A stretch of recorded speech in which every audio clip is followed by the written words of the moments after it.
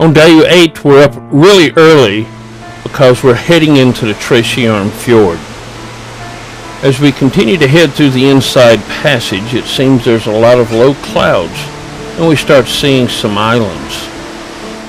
And then there's our first ice, so we know we're close to the fjord. We'll be taking this path through the Trasjøren Fjord just a little bit slower.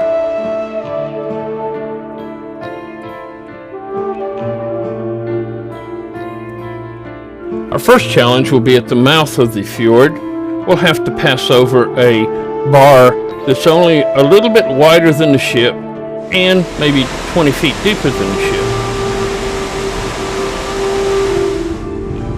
Got a thread between. Here you can see the marker and shoal on the right-hand side. All this is solid. And here's the marker on the left-hand side. That's all we can go through. But we make it into the fjord. The clouds are still hanging very low as we enter.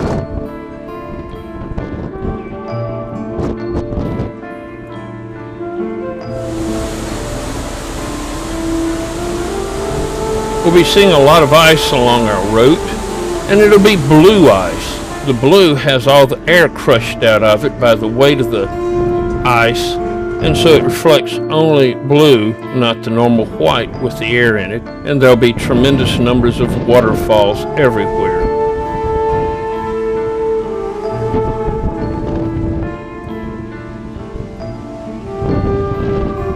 We'll have to maneuver the ship around several tight corners, but this will be a beautiful journey.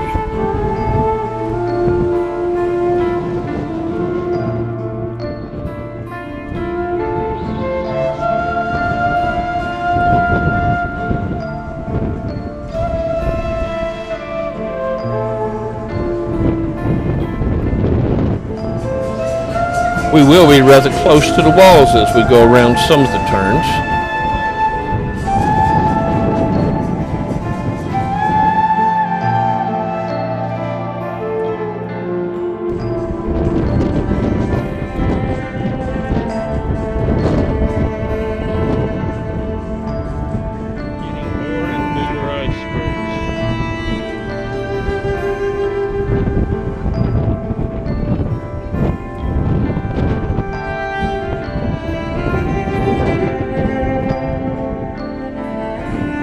Here's where another glacier used to come in.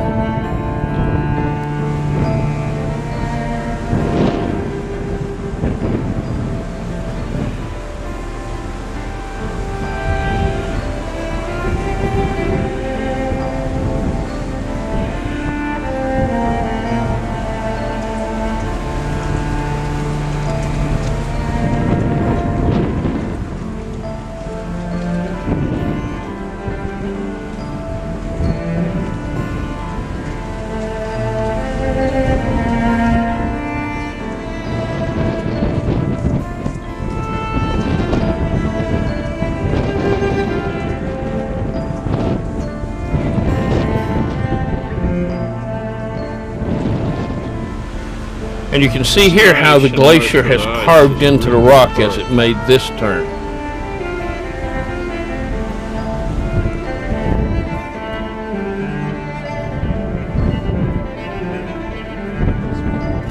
Right now on this curve. The ice will be in all kinds of forms as it has fallen off the glacier due to what we call calving.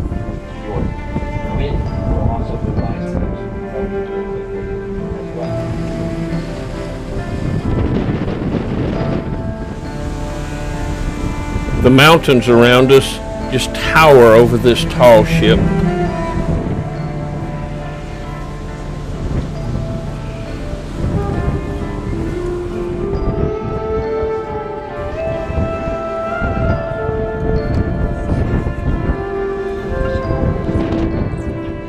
This is Sawyer Island. Then we come to Sawyer Island, near the Sawyer Glacier. And here's where the North Sawyer Glacier comes in. It's melted back somewhat now. And And over here is the South Sawyer Glacier, and that's where we're going to watch the ice. We're going to.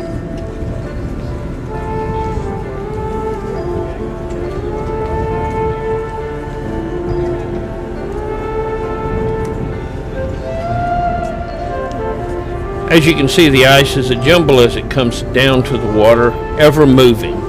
And when it finally gets where it can't hold anymore, it's called calving, and some of it falls off.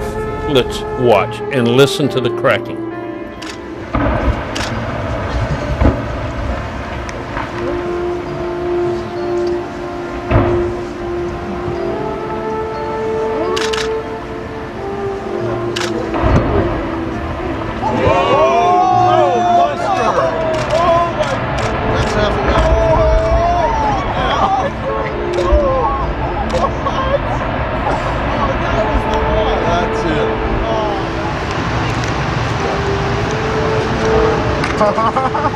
Here comes more.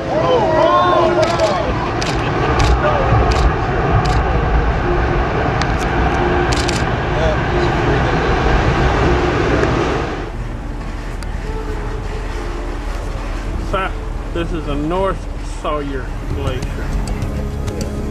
Well, here we saw some harbor seals, both in the water and on the ice.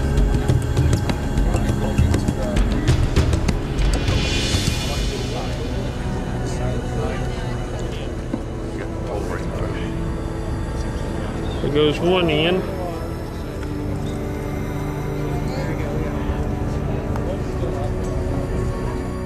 And also some sea otters. Let's sit back and watch the scenery pass by as we sail out of the fjord now.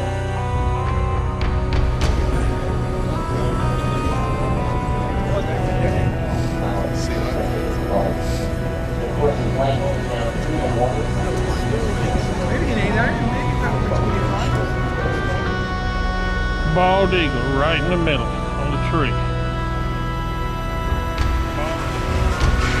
Let's see how we're moving along the rock here.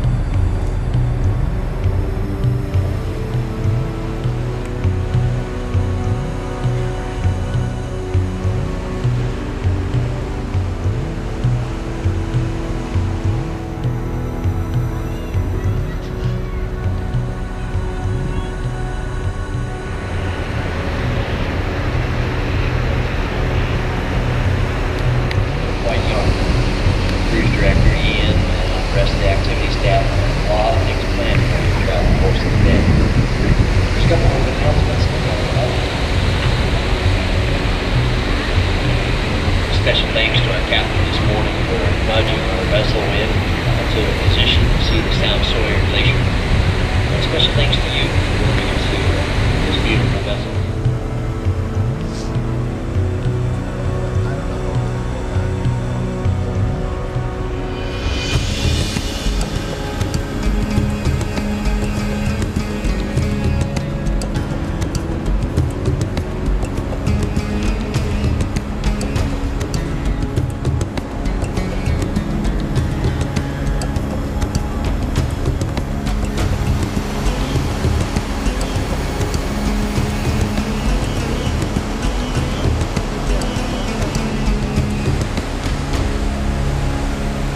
They're not moving at all. They're just laying kind of low rock, black rock almost.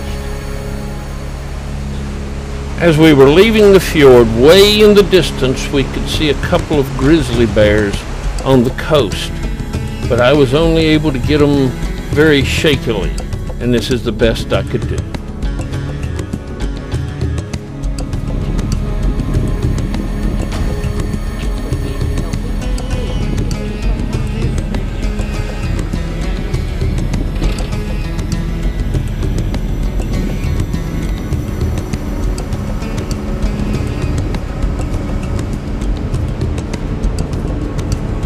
The icebergs look so small, but from this picture you can see how big they really were. The Holland Line couldn't bring their ship in, so they had to send in small boats with their people. And then as we head off toward Juneau, a little ice carving demonstration. He's carving an eagle. I move on to things like fruits, vegetables.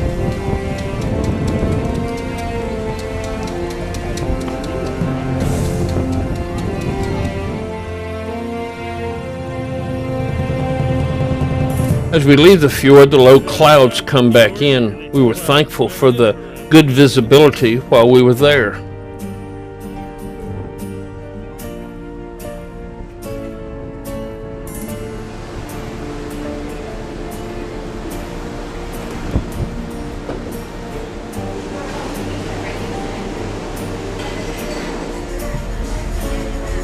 It starts to rain as we head toward Juneau, and we see several commercial salmon fishers going out.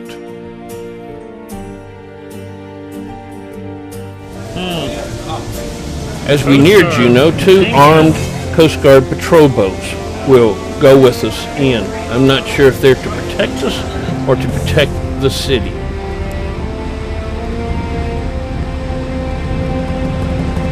Escorting us into Juneau.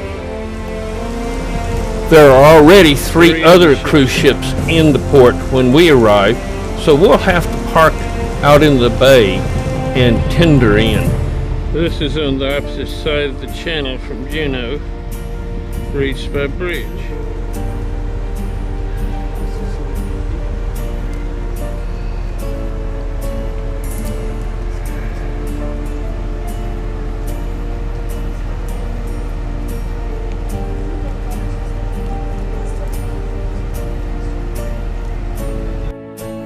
The brown building with the whitish trim is their state capitol. Kind of hard to see among all the other buildings.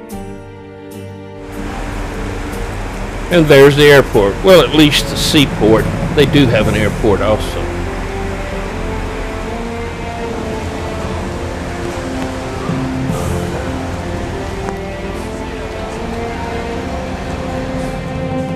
As said before, since there's no room for us, we will be tendering into port on these tender boats that belong to the ship.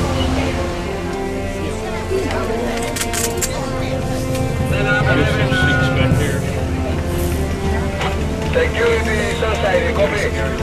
Copy.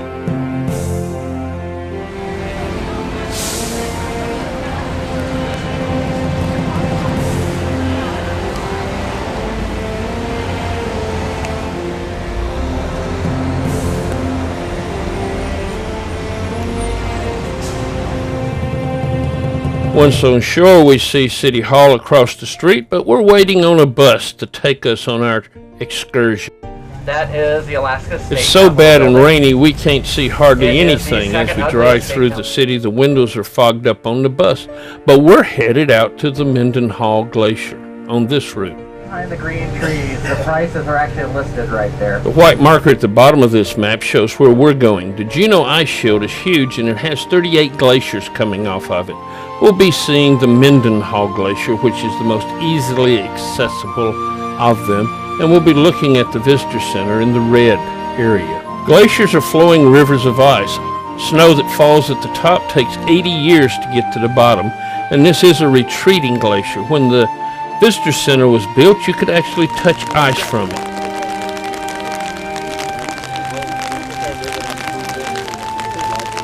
And then we turn around this way. And this is the glacier.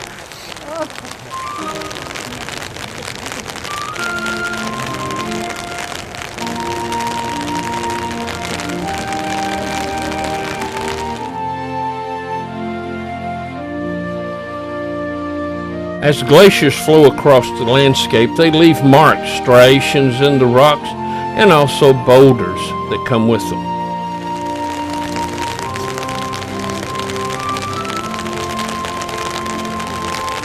In the streams surrounding this area, many salmon and trout will breed. There are 4 different varieties of salmon and trout: coho, cutthroat, sockeye, and dolly varden. As you'll notice, the lake out in front of the glacier is full of icebergs. This is again from it calving as pieces fall off.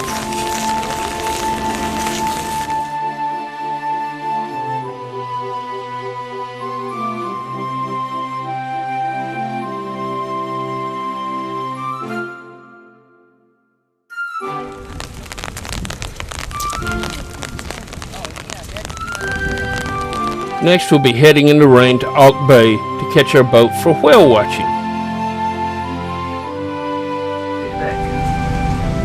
Well, the problem was This is the route we'll be following. We'll stop to watch a whale feeding, then some Steller sea lions, and finally bubble net feeding. We'll be on these kinds of boats. They're very fast and stable, jet-powered catamarans with an observation deck on top, and we'll spend time there even though it is pouring down rain. Lena Point, you're going to be off of our right starboard side, the island of Shelter Island.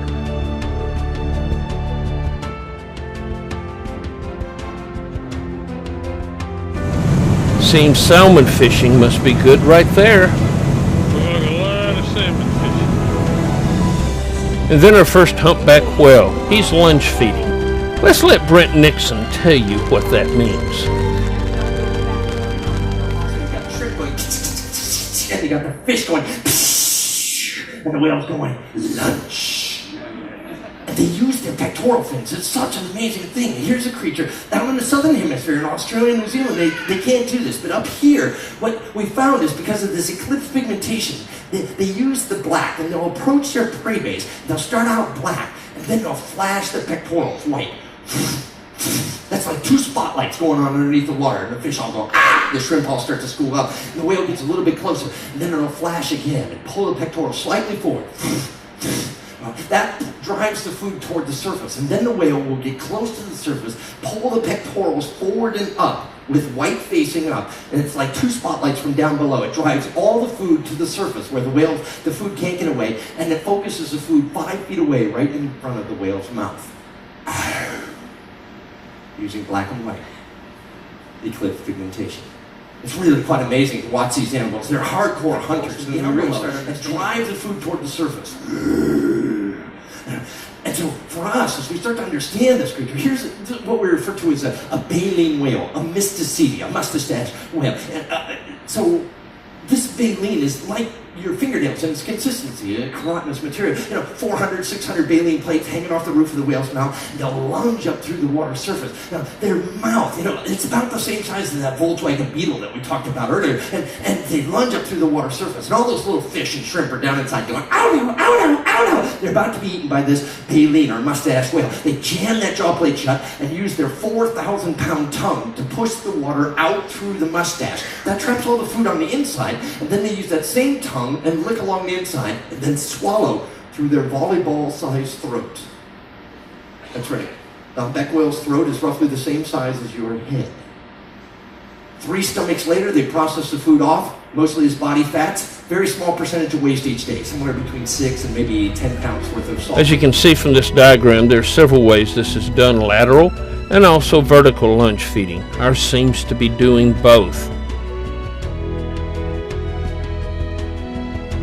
This is baleen that he'll filter it through. Let's watch him.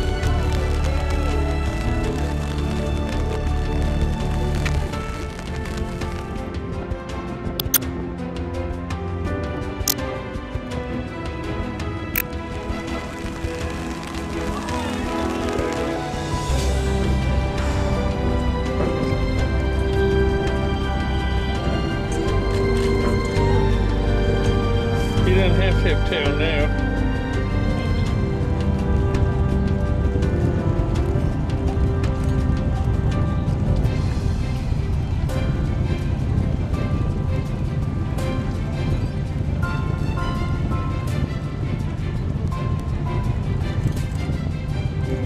Watch for that tail.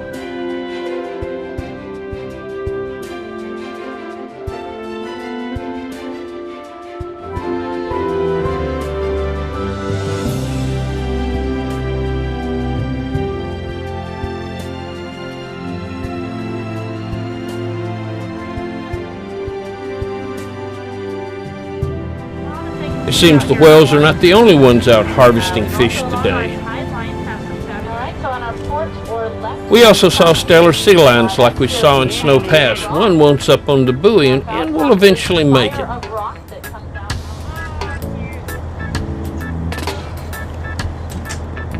Now they do jump straight up out of the water onto that buoy. That's about a 6-foot jump.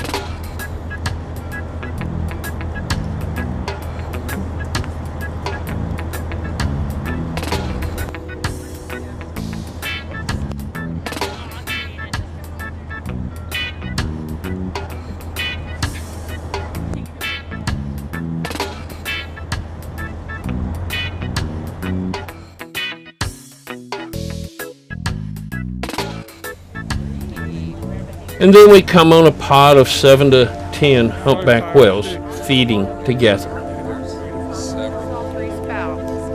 There's 3 there, you're on the surface 4 now.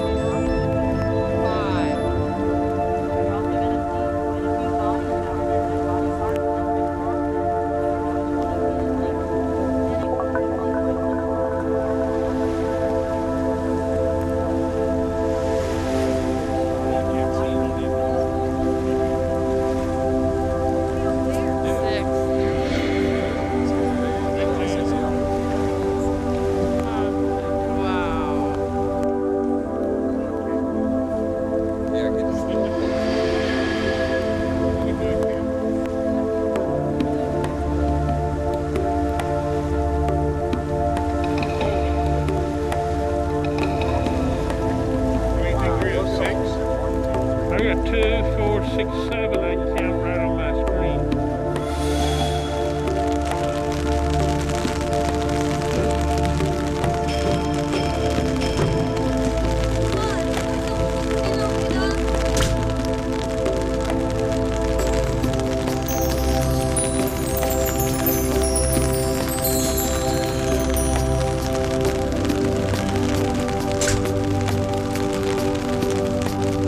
No flukes.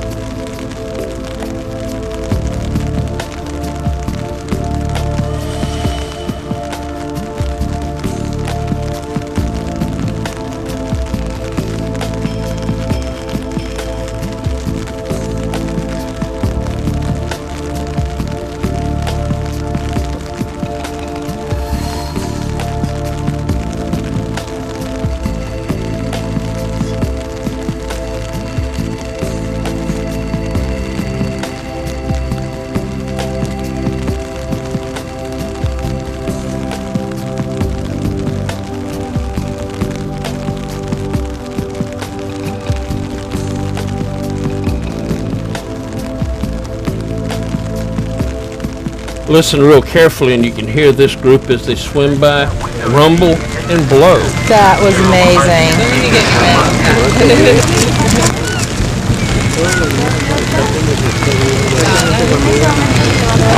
All right, listen.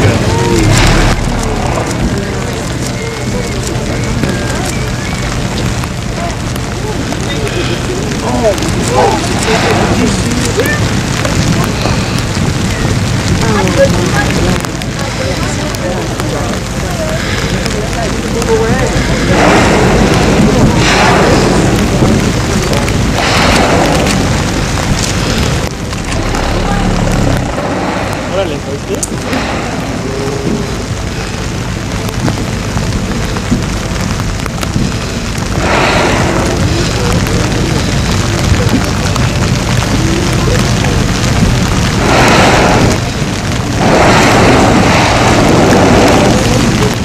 Seven.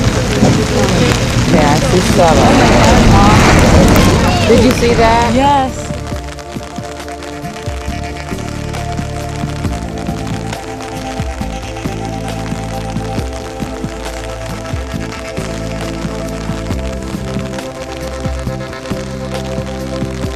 There go the tails, diving deep.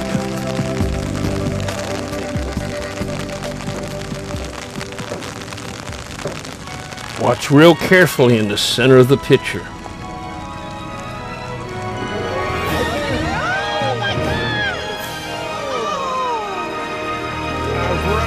This time, finally. Oh, how fabulous! I was right on. Let's let Brent Nixon, the naturalist, explain what you just saw. Bubbles for not only fighting, but also trapping food. The concept of bubble netting, blowing a bubble circle around the food so that the bubbles shimmer, and that causes the fish to think that there's no way out, that there's a net all the way around them. It's an incredibly learned technique. And so the idea of experiencing bubbles, right in front of the research boat. And they're going to the right. They typically go to the right. Here in the northern hemisphere, they blow to the right. And we've only documented 2 lefts, but look at this. Start to curl, flash the pectoral fins, ready, flash, black, white, scare the food toward the center, and now it's lunchtime. Arr. This is the typical behavior that goes on in the spring, May, June timeframe. When we get into this time of the year, the females are busy looking for food. They're bulking up right now. They're bulking up. And so when they find food, they call, just like that, yeah. And all the whales start to aggregate around the females, and then she's going to choreograph a feeding effort. She's going to dive down. You hear the blows. Then dive down. Then she will call them as they come toward the surface. Now, watch the birds. The birds will lead you to the whales every time. As they head toward the surface, yeah. Within that, as we start to understand this process, what we found is that the dominant female has a tendency to be dead center to these feeding efforts, and all of these flanking whales are non-kin related whales, that are helping her feed. Now guys, the rules are very simple. You make sure that the girls get plenty to eat or everything goes wrong. Guys are going, yeah, that really sounds familiar. But the reality is, if she doesn't get enough to eat, she's not going to reproduce. So they blow a bubble net, scare the fish into it, and then all surface at the same time. This is a slow motion of what you saw before. Notice the one at the far right has its mouth open 180 degrees. There come the fish boiling to the surface, as you can see them jumping, and there they come. Watch the one on the far right now as he comes open and fills his mouth full. Was that the main female?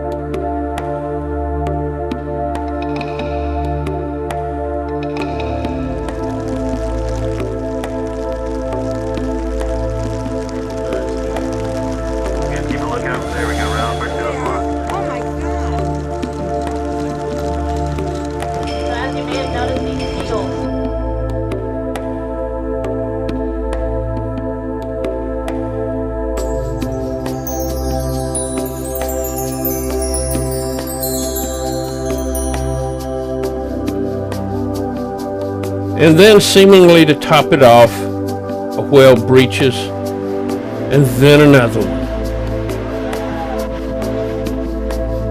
It's time for us to head back to the dock and get on the tender and head back to the ship, thus ending a beautiful day, even if it was raining.